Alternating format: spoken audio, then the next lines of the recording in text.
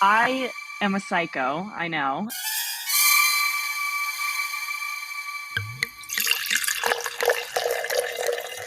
Coming up on the Tall Mike Wine Podcast. Cara Almberg is following you. I'm like, what? She's following again? What? I'll send it to various people that I know are either going to love or be annoyed that I sent them another cat video. I could not get enough of the coffee and fresh juices. Oh my goodness. It was absolutely incredible. And the turtles. Turtles and I, we were BFF. And it did not smell like wine. It smelled like somebody's basement that had been flooded, where they had been storing their collection of old newspapers. And now, the Tall Mike Wine Podcast. The cell phones have been silenced. The wine is poured. And just like that, the podcast begins. The Tall Mike Wine Podcast, the wine podcast that's not all about wine, because all about wine is boring. Boring. Wine podcast like no other. Currently, number 11 on the Feet Spot list of the best wine podcasts. And I'm Mike Stone, your host. I'm tall. I love wine and love talking about it to almost anyone that will listen, but mostly people who are as enthusiastic about it as I am. The Tall Mike Wine Podcast is now heard in 55 countries on 6 continents and in 47 of these United States and the District of Columbia. From Honolulu, Hawaii to Wakanda, Illinois. From Hopatcong, New Jersey to Compton, California. Yeah, that's right. Compton. Thanks for finding us. I appreciate it wherever you are. Now, give the podcast some love. Give us a rating and write a review if you're listening on Apple Podcasts. Apple Podcasts is like the mothership of the podcasting world. Give us some love there. They tell me it helps a lot. Now, let's get rolling into episode 37 from my home studio in Novato, California, where it's laundry day. My guest with us via Zoom is returning to the podcast. She was my guest in May of 2021 for episode 10. Then she appeared briefly in episode 21 in November of 2021 as part of my first vacation episode to Walla Walla, Washington. I'm sure you've guessed who it is by now. None other than the wine woman of Walla Walla, Washington, Cara Almberg. Back on the podcast from Walla Walla. Hello, darling. Hello, babe. How are you? I'm doing great. It's laundry day. The sun is shining. I'm talking to you on the Zoom. There's wine in my glass. I got dogs sleeping at my feet. I got a cat sleeping on the couch across the room. There we go. We are recording this the day after the Super Bowl. Super Bowl LVII, keeping Roman numerals alive. Did you watch the big game, Cara? I did. Just hung out with some friends. Wasn't rooting for anyone specific, I'm not going to lie. Go Mahomes, like you had a messed up ankle. Go Eagles, because it's been a hot minute since, you needed a Super Bowl. It was a good game. I'm glad it stayed neck and neck. It wasn't a total blowout. It was, I think, how Super Bowl games should be, honestly. Yeah, I wasn't watching the game, but once in a while I peeked at this score, because I really don't pay attention to football once the Seahawks are eliminated. And surprisingly, they made the playoffs this year, but I didn't think they were going to go very far. And I was kind of glad. Okay, good. One and done. That's fine. Was there good food at your Super Bowl gathering? Oh my gosh. Smoked ribs, the bone just like peeled right out. I couldn't stop eating them. I had barbecue sauce everywhere. And then somebody made this spinach dip that usually I'm not a fan of, but I was digging it. I was mount on that for sure. Spinach and dip. And then Coors Light. A little C-. That's what the kids call it, right? C-. C-. Have you ever heard that? Since it's Coors Light. You know what? I never have. Since it's Coors Light, it's C-. When we first met, you were at the Walls Winery in Walla Walla, Washington. Great alliteration there. Now a new winery gig, not as much alliteration. Let's talk about your new role at Force Majeure. Force Majeure. I'm super stoked to be here. There are some similarities between the Walls and Force Majeure. Okay. That one and only thing being the winemaker. So I'm excited to still represent his amazing wines, his talent. Force Todd, Majeure right? is, Todd Alexander? yeah, the one. Yeah, Todd Alexander. Force Majeure has been around for a while, but I feel like in the last handful of years, it's really, really blown up, especially locally. And it's nice to have them out of Woodinville and here in Walla Walla. And so I worked harvest with them. I don't know if you saw that or remember that. I worked harvest for them this last fall. I begged and pleaded, please. Everyone thought I was a psycho for doing that, which So whatever. when And you then harvest, you're afterwards, helping the grapes come into the winery and you're helping them get into the machines and you're digging out pump tanks when overs, fermentation punch is out. done. Oh, I love digging out. Yeah, baby, That's fun. cleaning That's barrels. fun stuff. That's fun stuff. Oh, we had a blast. I mean, I was the only girl, so I felt like I brought this like lighter feminine side to the all boy world over here. And yeah, it's usually somewhat of a sausage party in the winery, in the production end of things. I definitely brought a non-sausage element to it. And then afterwards they were like, hey, hospitality manager, what do you think of that? And I was like, yeah, absolutely. Cool. So you're the hospitality manager, which means you're taking care of guests, the guest experience. Will you still be doing regular like day-to-day pourings, tastings?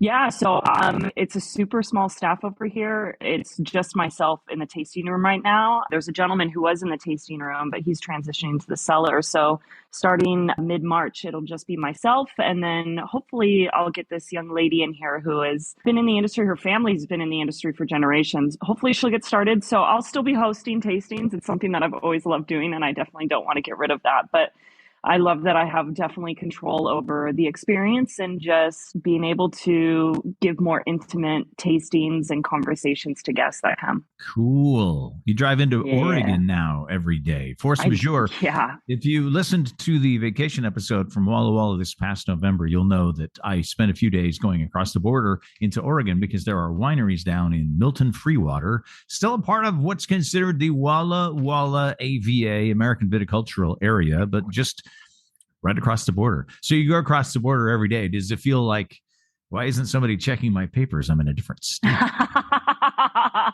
You know what? Weird. I'm not going to lie. It definitely is a scenery change. Like the border, the line of the Walla Walla, Oregon border is probably halfway between my apartment and the winery.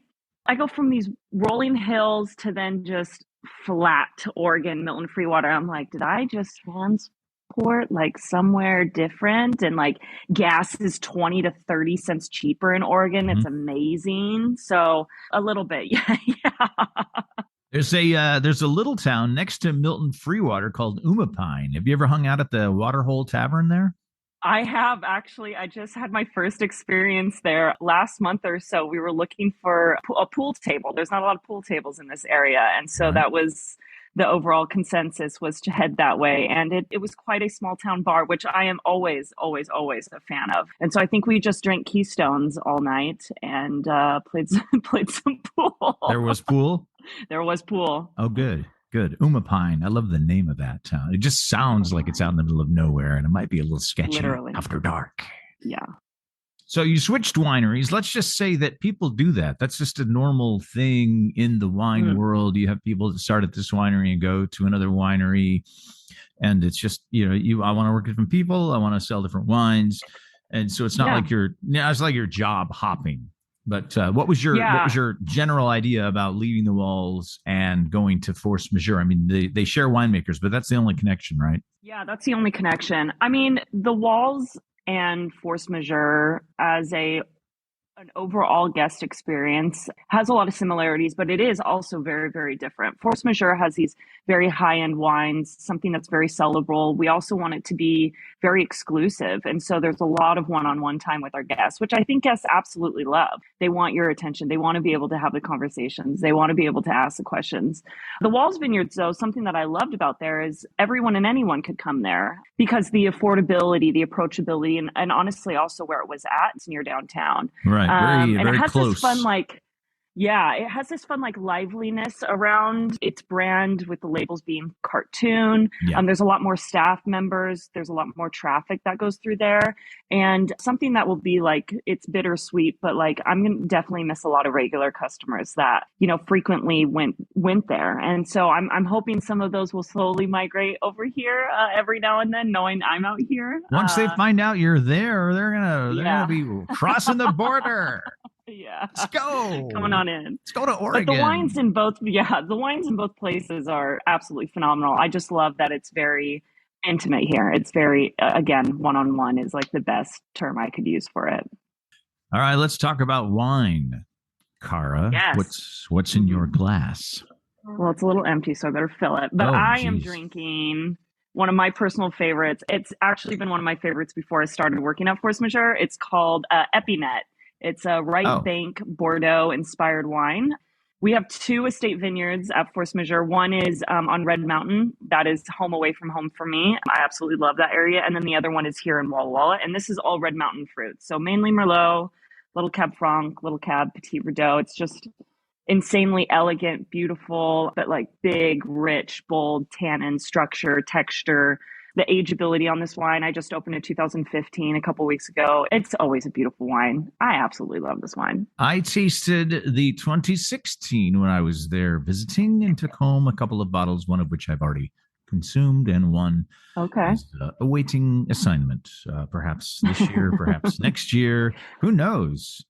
Would you hold the bottle up again so I can take a picture of it? There we go. There's Cara and the bottle. Beautiful. I keep the phone next to me here because otherwise I forget. And then at the end of the show, I say, follow me on Instagram. And I'm like, I didn't take any pictures. Oops. I didn't do anything. I didn't take any pictures. I just really, let's talk about social media. You were on the socials. I believe we actually met because we started to fling comments at each other on Twitter. And you were fun to talk to on Twitter. We met. Twitter was really great and cool. And one day I went on Twitter and was like, I better show Cara a picture of this wine I'm drinking. And I couldn't find you. Then I texted you and was like, I can't find you on Twitter. Where are you? And you were like, wah, wah, wah. Twitter is over. I'm done with it. Yeah. What the heck? Those hackers are getting really good out there. And I was a victim, I guess you could say, to one of them. And I was just like, you know what? It's fine. I'm just going to get off of it. But the one social media I genuinely do miss is Twitter. Screw Facebook. I don't care about Instagram, TikTok. I don't even know. Like, I feel like I'm already too old for that.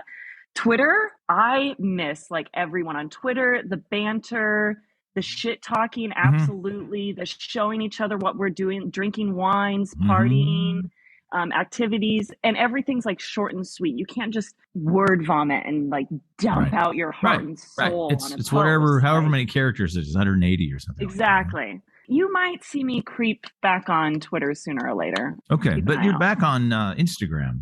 I am back on the gram. It was a pleasant surprise one night when I'm like, Cara Almberg is following you. I'm like, what? She's following again? What? She's back on. She's alive. Oh my God. I don't really get into most things that most people talk about. Like, when people go on and on and on about the shows they watch, I'm like, I don't watch any shows. I don't have time to watch shows. I don't know how people make the time to watch shows between working and like coming home and cooking dinner and taking care of the pets and the family and then doing the dishes. And it's almost time for bed. I got 10 minutes. I'm sipping wine. I'm just going to scroll. I'm going to scroll and get amused by the people that I know. Maybe some of them I never even met in real life. It's just that they're like, oh, it's a funny guy. He says funny stuff. Yeah. Oh, look what she's drinking. And that's awesome. And then it's time for bed. I don't have time for a show. So that to me is my entertainment. People slag on social media. And yes, it is turning a lot of people's brains so into Mike, silly I got a putty. question then. Yes. I got a question. What fills your social media feed? Mine, for instance, is animal videos. Cows right now are the thing. Oh, okay. And hockey is filling mine. For me, if I'm on Instagram and I get to the reels where they start showing you previews for reels, and I almost always will click on a cat video. And that leads me to scroll Yes. through numerous cat Yep. videos, and then if I find the funniest one, I'll send it to various people that I know are either going to love or be annoyed that I sent them another cat video. And so Yeah. I'd send a few cat videos out. So that's kind of what's in my feed. And then when I'm on Twitter, you know what I find about Twitter is that I actually get most of my news from Twitter. When I look at Twitter and I see what's trending, I'm like, I found out about that Chinese balloon on Twitter and just basically followed Twitter to find out what the hell is this Chinese balloon. Mad I didn't have Twitter because of the Super Bowl. I wanted to see what everyone was talking shit about, what everyone was thinking about, like the halftime show, all the memes that were coming out, because you get that instantly on Twitter. When I saw on Twitter about the Super Bowl, because I was at work for most of it, and then I drove home, and then I got home, and it was cooking dinner, and I was just checking the score. But afterwards, I was looking at Twitter, and there was a quote unquote controversial call toward the end, which then I looked up and was like, okay, that's a nothing burger. And then there was the usual sniping about the halftime show and the commercials. It's got to be an honor to be chosen to do the halftime show, but I really feel like the whole concept of the halftime show jumped the shark a long time ago. And it's really like, you're never not going to do that halftime show at the Super Bowl and not have at least half the people in the world watching it say, that wasn't as good as Madonna. Yeah. Or, that wasn't as good as when Prince did it. Unless the Beatles get reincarnated and come back or something. Like, or you go on and do a human sacrifice. Yeah, it's something extreme. Exactly. Seriously. Am I in love with Rihanna? No. Do I think she's a badass bitch and just like incredible and very talented? 1,000%. For her to be invited to do that and what she did, and if she's pregnant doing it, if not, she just had a kid like 6 months ago. Like, she's queen. Get it, girl. Right. But you're right. You're not going to appease everyone. Again, I just think that every year when the people that put on the Super Bowl have to come up with a halftime show, they go on social media. Who's hot right now? Yeah. And then the artist has to come up with like a 20-minute set, which they have to assemble in 2 minutes as the players are running off the field. They have to put all the stuff on the field, the backup singers, the musicians, and then boom, you're on. You got 20 minutes, and it's got to be the best thing ever. All right, back to social media. Reels are taking over Instagram. I need help. Show me how to make a great reel. Let's make a reel together sometime. Let's do it. We can. I just figured out that whole using the sound from one reel to put behind your reel. I just figured that out. This weekend, I was at Costco. And I had to go to Costco early in the morning before they even opened. I was there. I was like second in line. And all of the shopping carts were right in front of me. This sea of shopping carts all tucked together perfectly in their spaces, and I thought, this is really cool looking. So I took a video of the whole thing. I just kind of did a pan. And then I today found an Instagram reel where the guy was like, I'm a professional photographer and I took this picture, and there's a little bit of music playing in the background. So I put that in the background of my reel of shopping carts. Thought, this is good. I like this. This is good. That's solid. That's good. But when you have the little you have the other little characters on your reel that are like doing things and the words, and I don't know how any of that works, but it looks cool, and I'd like to be able to create something like that. Well, let's figure it out together. As I mentioned in the intro, Cara was part of the 2021 vacation episode from Walla Walla, and we hung out a lot that week, but sadly our paths did not cross this last time. No. You were in Maui and then came back, and I was still in Walla Walla, but you were sick. The flu? Yeah. What was it? No, it was a cold.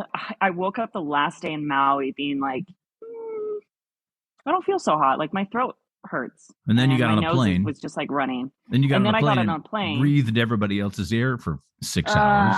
And sat in like a packed airport. Yeah, what the flight from Seattle to Maui is like 5.5 hours. That whole plane ride was and the pressure in my face, and I landed in Seattle like late. It kicked my ass. I think it was just some kind of head cold, but man, I've been one of the unique creatures that have been not very sick in the past few years. That it destroyed me. I'm just glad it wasn't COVID, because I thought I was going to have it a lot longer. And head cold, here we go. Drank some wine, kind of went away. Not really, but whatever. How was Maui? I've never been there before. Had you been there before? That was my second time going. Maui is pretty incredible. It's absolutely stunning. I haven't been to any of the other islands. So Maui is small, but you have these like really beautiful countrysides. From the airport to where I stayed was about a 30-minute drive, which doesn't seem that long, but when you're only going like 40 miles per hour, it took a hot minute. Mm-hmm. But you really get to see like all the changes of countrysides, the two mountains that make up Maui. The food was pretty incredible. Although, you know what? I'm not going to lie. This is not me dogging on Maui. This is just me saying I'm surprised there isn't a better food scene, a bigger food scene in Maui than what there is. But the places that I did go were pretty phenomenal. And I could not get enough of the coffee and fresh juices. Oh my goodness. It was absolutely incredible. And the turtles and I, we were BFFs. The turtles on the beach? Yeah. Really? Are they swimming like around? The big ones?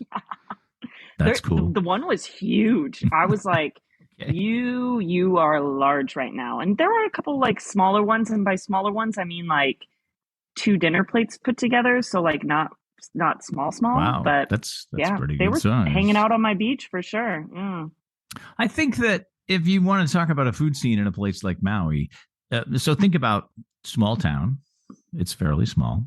The tourists come there, yes, but they're not coming there for food. And if you want to let's take a parallel existence here, Walla Walla, Washington, small town, the tourists come there, but the tourists come there for wine, and wine people love good food and good restaurants, and the good food and the good restaurants have come to Walla Walla. Yes. So that might be a missing element with Maui. Like people aren't really food tourists, you know, people that want to enjoy a nice beach and actually enjoy kind of a quieter experience than you would if you go to Honolulu, which is the only Hawaiian experience I've ever had. I had that beginner's trip where I went to Honolulu and hung out on Waikiki, and that was delightful. But now, yeah, I want to get into Maui and go there. I hear the islands choose you. You don't choose the island. So I'm interested to explore the other islands and see like which one just is like your home, Cara. Stay here. They choose you. Maybe like, I'll never. They send you an email. Kind of. I got an email from the Big Island today that said I've been accepted. Yeah, exactly. I think because I didn't see you in Walla Walla for a few weeks after my trip, I blamed you for a touch of bad luck I had in Yakima a few days after I left Walla Walla. Did you hear about that? Uh-oh. I was walking to coffee in the morning in Yakima, and I was keeping an eye on the street, trying to decide if I should jaywalk across the street or go to the crosswalk. And I'm all bundled up. I'm all bundled up, and I'm walking pretty fast because it was 20 degrees. And I didn't see the big area of the sidewalk that had started to be just pushed up because of a tree root, and I tripped on it. No. Walking fairly fast, not watching where I was going, I tripped and I was airborne momentarily, and I landed on my upper torso, and I broke. I later found out that I broke 3 ribs. Oh my! I'm all better now. Oh my goodness! It just meant that the second half of my vacation was brought to you by Extra Shrink Tylenol. Brutal. But now I don't blame you for that anymore. We're going to get to the newest feature on the podcast in a few moments. But first, what's in Mike's glass? What is in Mike's glass? Let me just talk about what was going to be in my glass, okay? Oh, okay. I had a bottle of, you'll know what this is. This is a Brunello di Montalcino. Oh, okay. And it is, as you can see there, Reserva 2012. So this is a bottle that was given to me by my boss, who actually purchased it in Italy, in Tuscany. I think he was there in 2018 because he was trying to scout out a place to have his wedding in 2019, which he then later did. And he brought home some really nice wine, and he gave me a bottle. And I thought, well, I got to save that for a while. So last night I was just like, I'm going to open something nice, and I'll have whatever's left from Splurge a little bit. Tomorrow on the podcast, we can talk about Brunello di Montalcino and how amazing that is. And I opened that cork and held the bottle up to my nose just to check it, make sure it smelled like wine. And it did not smell like wine. It smelled like somebody's basement that had been flooded, where they had been storing their collection of old newspapers. Yes. The bottle was badly corked. So Bummer. That's a sad thing. And, most of the time when that happens, if you just bought it at like a local wine shop, you could take it back and say, hey, I bought this bottle. It was corked. And they'll give you a new one.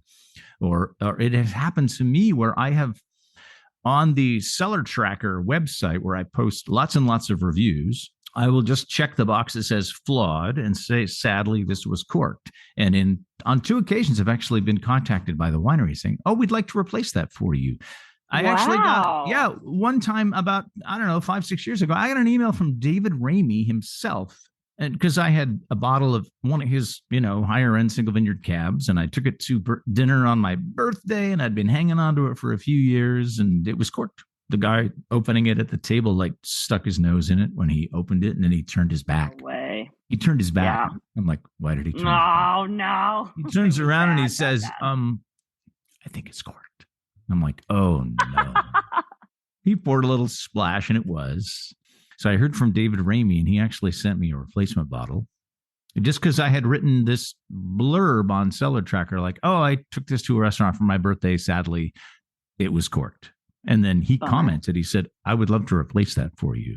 Here's my email address.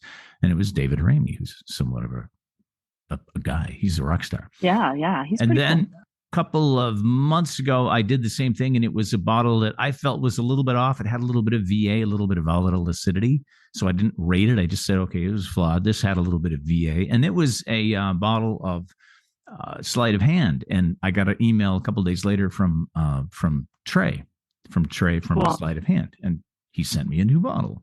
But for this, it was given to me by my boss. Yeah. So it's like, well, it was a gift, and it's an older wine now, so it really doesn't matter. It doesn't matter. But I just like to talk about it because it was going to be an amazing wine to talk about. Oh, yeah. Brunello di Montalcino Reserva. I wish there are some affordable Brunellos, but when you get a good Brunello that has had time in the bottle, it's pricey, but it's such a wonderful, experience to have such a well-made, beautiful just wine with food. Brunellos can be absolutely incredible. I've had the pleasure of having some really, really beautiful ones. Yeah. I like the way they just sort of explode with this potpourri of dried flowers. That's what I associate with Brunellos, because they spend a lot of time in the barrel. And Sangiovese, that particular strain, has a lot of nice rosiness to it. And I was looking forward to that. But instead, I opened a different bottle, a bottle from the other end of the price spectrum, a Walla Walla wine from a winery that I visited. The winery is called Elephant 7. And yeah. Do you know John at Elephant 7? I have not had the pleasure of meeting John. Actually, I think I did at a wine event here in Walla Walla years ago, 2017, 18 maybe. If you met it was him, before they had remember. Their tasting room downtown. Yeah, so maybe I haven't. If you met him, you would remember, because he's a pretty interesting character. I interviewed him for the podcast, for the episode. You should find it. I was into asking people sort of random questions, and I'm going to ask you a random question in a few minutes. I said, when you were a little kid and people asked you what you wanted to be when you grew up, what did you say? And he said, I wanted to be a barber. I love it. Okay, John. A barber. Yeah. That's very unique, John. And were you ever a barber? And he said, no, I didn't. I wasn't a barber. But when I was a kid, I was kind of fascinated by that whole idea of being a barber. So go to Elephant 7, track down John, and ask him why he never became a barber. This is the Elephant 7 Syrah from 2018. It is from a specific vineyard there in Walla Walla, the Yellowbird Vineyard, which, according to this, is a vineyard in the foothills of the Blue Mountains. And beautiful area. 1,400 feet of elevation. Wow. Warm days and cool nights. Is this a story? I love this. I'll put some music. I'll put some violin music behind it. It'll be great. Yeah, please do. No, it's delicious. And you know what? This bottle, $30.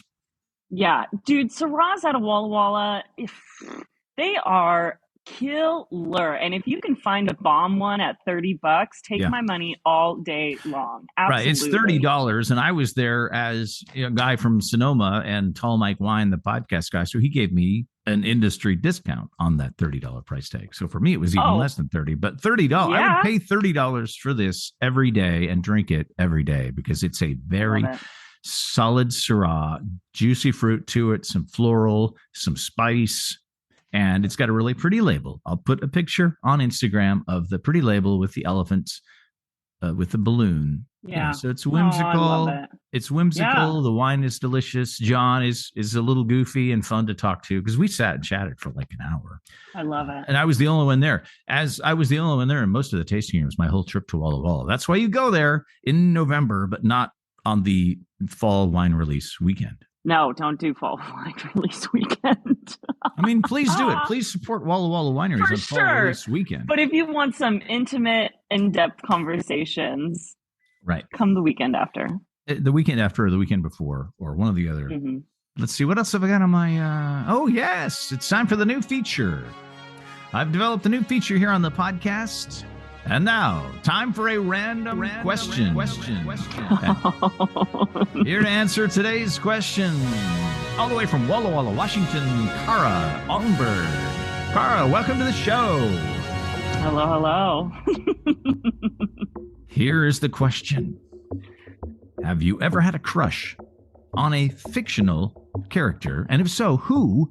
If not, who are some notable fictional characters in your life? Marcus Meridius Mananamana from Gladiator. What's his full name? Is that the movie? With the movie Gladiator with the Australian guy? My gosh.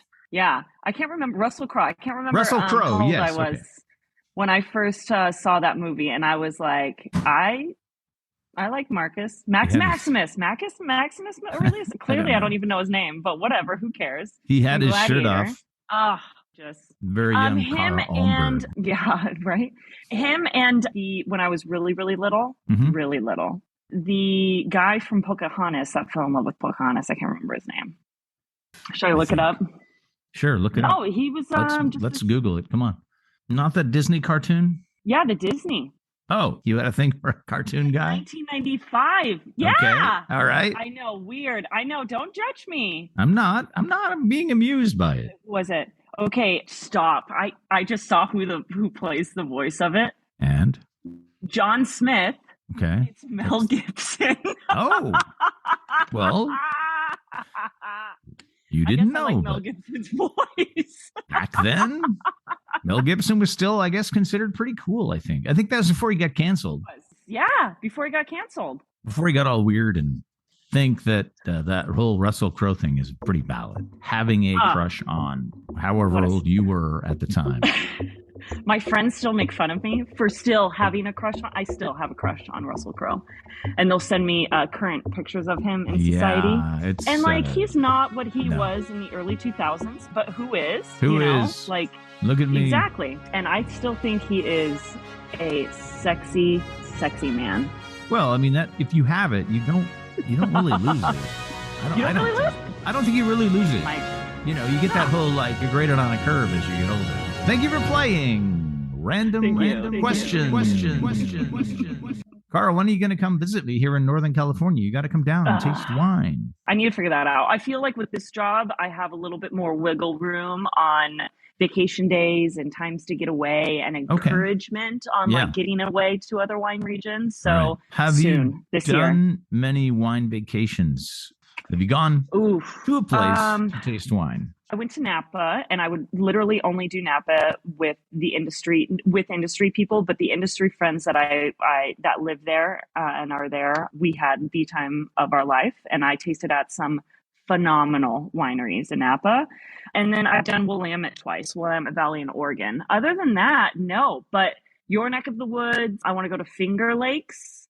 I don't know about you, but people come into my winery all the time from other parts of the country, and they talk about the wineries where they live. And just recently it was Texas. Have you heard about the Hill Country? I want to visit. I Hill haven't Country in necessarily Texas. Heard like raving reviews, but I think it's just going to be a new up and coming area once they figure it out. This is how I explain it to the people that come and they say, well, we have wine. It's called the Hill Country. We go there because it's something to do, but the wine is not as good as it is here. And I say, Well, in about 30 years, you're going to probably be like, oh, Yeah. my God, the wine's got so good. Absolutely. Because that's all it takes. It takes time. It takes decades and decades and decades for them to figure it out, what grapes to grow, when to pick them. And then the knowledge base grows because people will move into the area that know what they're doing. That's how Washington grew. That's how California grew. Welcome to Washington wine right now. Time ago. Yeah, exactly. Yep. I'm beginning to plan my trip to Paso Robles for later this year.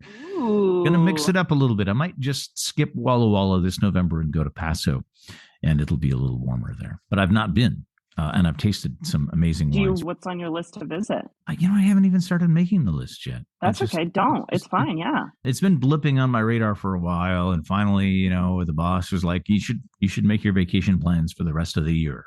And he actually said, you should go somewhere different than Walla Walla, and he's encouraging me to open it up a little bit. So I said, all right, I'll go to Paso. And it's only a 4-hour drive instead of an 18-hour drive. There you go. That takes the cake right there. A winery that I would definitely recommend. I haven't had the pleasure to visit, but I have had the pleasure of having their wines many times. Crown Point. I've not heard of Crown Point. Oh my goodness. He kills it with Cab. This cute French guy makes the wines there. So maybe that's half the deal for me. I don't know. But the wines are genuinely really, really good. Does he look like Russell Crowe?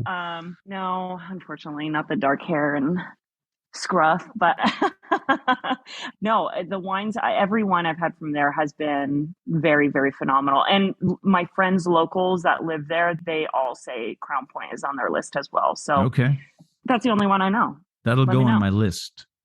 But that won't be until November. I got a lot going on before then. Oh yeah? Where else are we going? What else are we doing? I'm not going anywhere because we're getting into the season in wine country here in California. And as soon as next weekend is President's Day weekend, for us, that is sort of the kickoff of the season. If the sun shines on President's Day, we're going to be busy because unlike Walla Walla, we're real close to a major population center called San Francisco. People can wake up in the morning and say, you feel like going to wine country? Yeah, let's go to wine country. You can't really do that in Seattle or Portland. You feel like going to Walla Walla? Yeah, let's go there. Let's start driving now. We'll be there by dinner time.